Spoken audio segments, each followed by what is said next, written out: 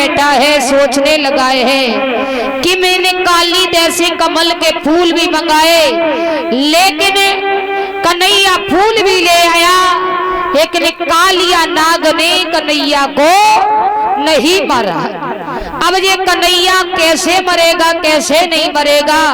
तो आज मेरे भक्त नारद भगवान आ जाते हैं। नारद भगवान कहने लगे हैं कि अरे भोजराज कंस, तुम एक पत्र और लिख दो, उसमें लिख दो कि कल हमारे यहाँ पर धनुष यज्ञ है और धनुष यज्ञ के लिए हमें कमल के पुष्पों की जरूरत पड़ रही है।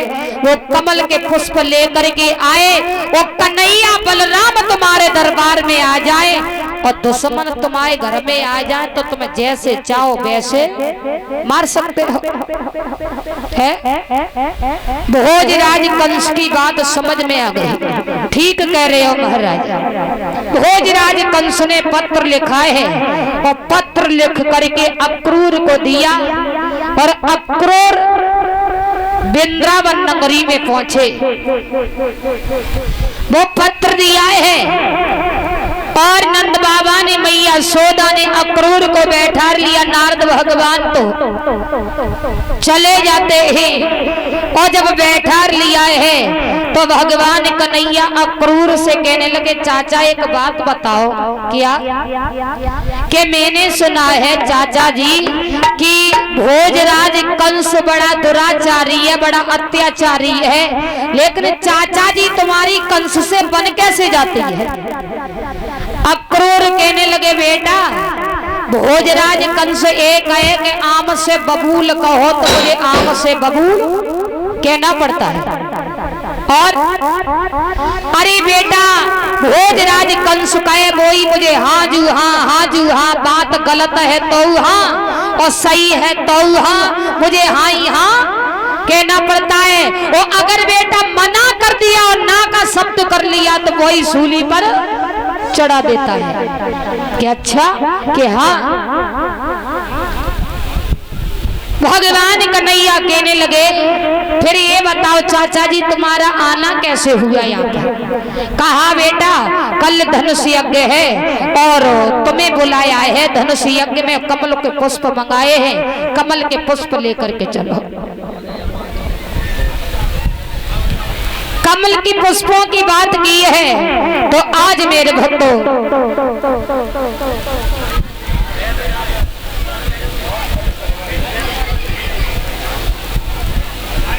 और राजेंद्र भैया हलवाई ए हमें नोटों के हार से और शास्त्री जी के नोटों के हार से सम्मानित किया है और यज्ञपति परीक्षित महाराज को नोटों के हार से सम्मानित कर रहे हैं। भगवान ने सद्बुद्धि सद्भावना दे। इधर मेरे भक्तों भगवान कन्हैया कहने लगे, मामा ने बुलाया रो हम न जाए, ऐसा हो सकता है? नहीं होगा। आज भगवान कन्हैया चलने के लिए तैयार हुए।